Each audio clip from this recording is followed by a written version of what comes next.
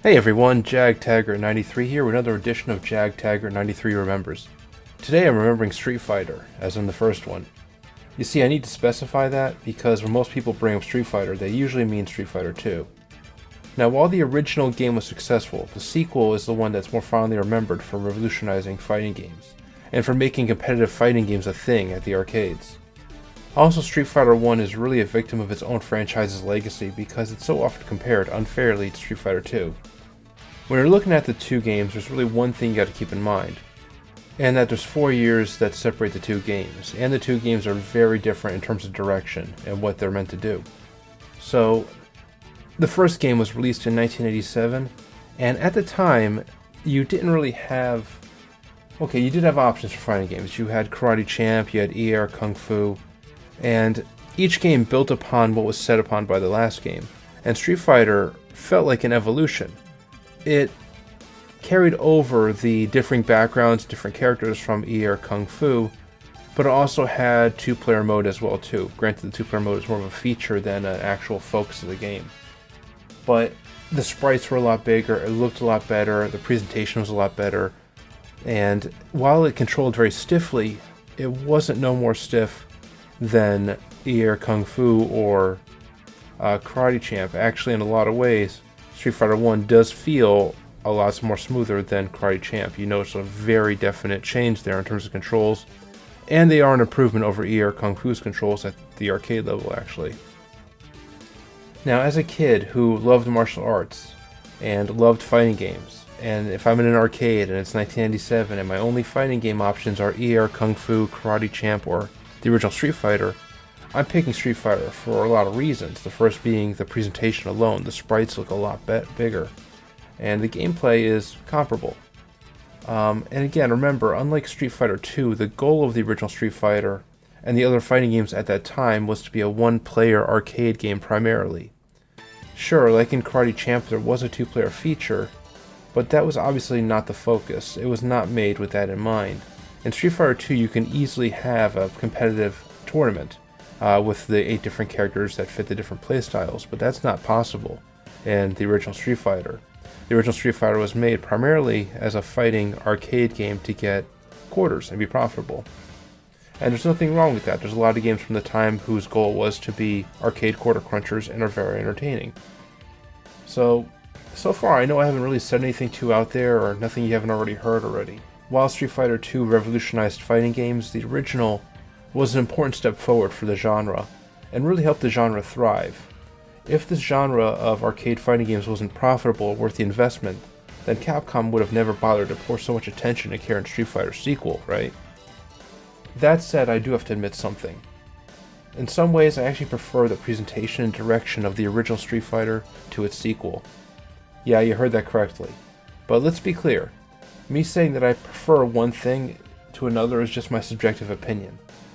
I'm not loony enough to say that objectively Street Fighter 2 is a worse game than Street Fighter 1. Also, I said that I prefer the presentation and direction of the original. I don't quite share the same sentiment about the gameplay. Street Fighter 2 plays much more smoothly than 1, and the special moves are a lot easier to pull off. And, like everyone else, I prefer that, obviously. But I completely understand and respect why the special moves are so hard to do in Street Fighter 1. You see, special moves should be, I think, special. How special is a move if it can be done just as easily as a low kick, right? Also, Street Fighter 1 is presented as a gritty fighting game, and in my opinion, it would look really lame if instead of punching and kicking, if both characters were just spamming projectiles at each other the entire time. I mean, it's supposed to be a fighting game in the street, right? Not a 2D shooter with laser beams all over the place and fireballs and whatnot. Thirdly, and as surprising as it may sound, some thought was actually put into balancing the play mechanics of the original Street Fighter. The special attacks of the original Street Fighter do a ton of damage, and I kind of understand why. These are special moves. You're shooting fireballs from your hand. They should do a ton of damage, right? Oh, okay, that doesn't quite pan out. I mean, Street Fighter 2, you're able to do super moves very easily, but they don't do nearly as much damage. But if the super moves become easy to pull off in Street Fighter 1, and the damage is still kept where it is, then the game becomes much too easy. Now that may sound great, that may sound, hey, why don't they just make a Street Fighter 1 and have the super moves easy. That way it'll be more fun to play. But remember, the goal of this arcade game at the end of the day, just like any other arcade game, is to get people's quarters. If it becomes too easy, then the cabinet isn't really profitable. People are on the cabinet for way too long, they're not getting off, new people aren't putting their money in. And if those cabinets aren't profitable, Capcom would have no interest in investing in a genre that's not desirable for cabinet owners and operators. And again, I really like the gritty appeal of the original Street Fighter. Each fighter in that game actually looks like an actual fighter, a martial artist.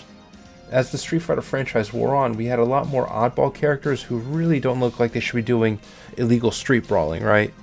I mean, arguably the oddest characters in the original game are Geki, a stereotypical ninja, and Eagle, who's a bodyguard, who's loosely based off of who's inspired by, I should say, from a Bruce Lee film, I think Fist of Fury. Arguably, those two are, the most out there. The rest of the characters are guys who you'd probably find in an old school mixed martial arts pay-per-view, or even like the first UFC. Guys who represent Shorinji Kempo, boxing, kickboxing, kung fu, Muay Thai, karate, and other martial arts disciplines.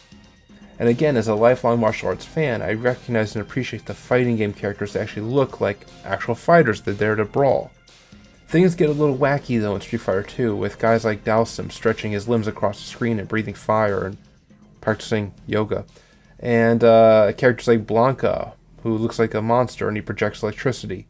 The franchise was getting a little too flashy and out there for my taste, and as a kid I started to turn to SNK fighting games, more specifically Art of Fighting and the Fatal Fury series.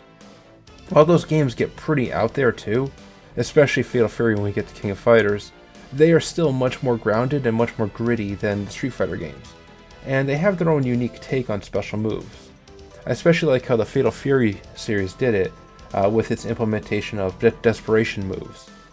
Desperation moves are incredibly powerful special moves that look flashy, do a ton of damage, but you can't spam them. You can only do them when you're really, really low on health and your life bar is flashing. And I really like that idea. If you have a special move, it should be special, something that isn't spammable. I mean, how special is a Hadoken if in every match Ryu is doing them just as often as he punches and kicks, if not more so, right?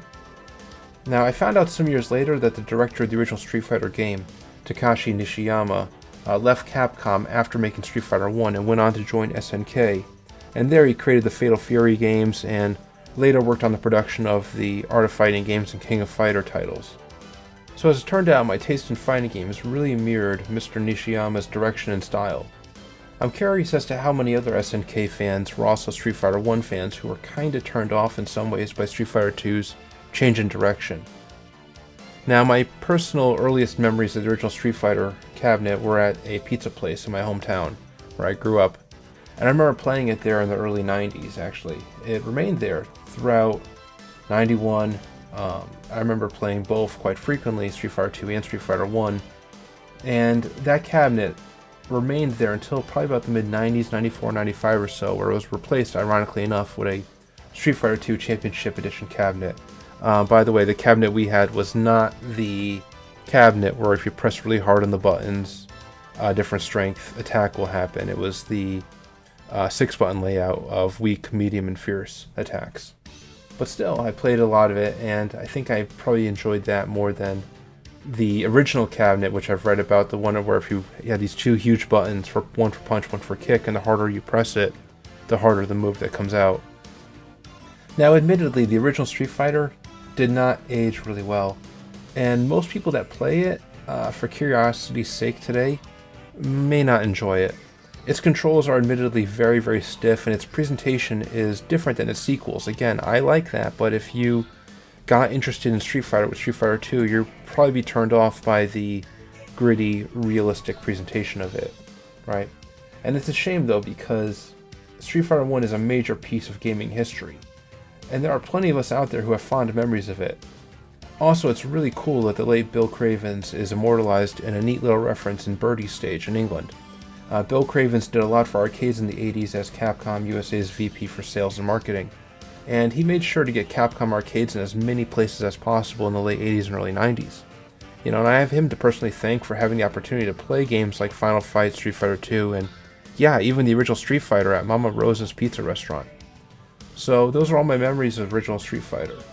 I was inspired to make this video after watching Zeusdaz's videos about the original Street Fighter and its ports. I hope I got the name there correct. And it was really cool hearing him have similar sentiments to myself about preferring the original to 2 in some respects. I put a link to his retro gaming channel in my description. And that's really all I have to say about it. Thank you all so much for watching and listening to me rant on and on.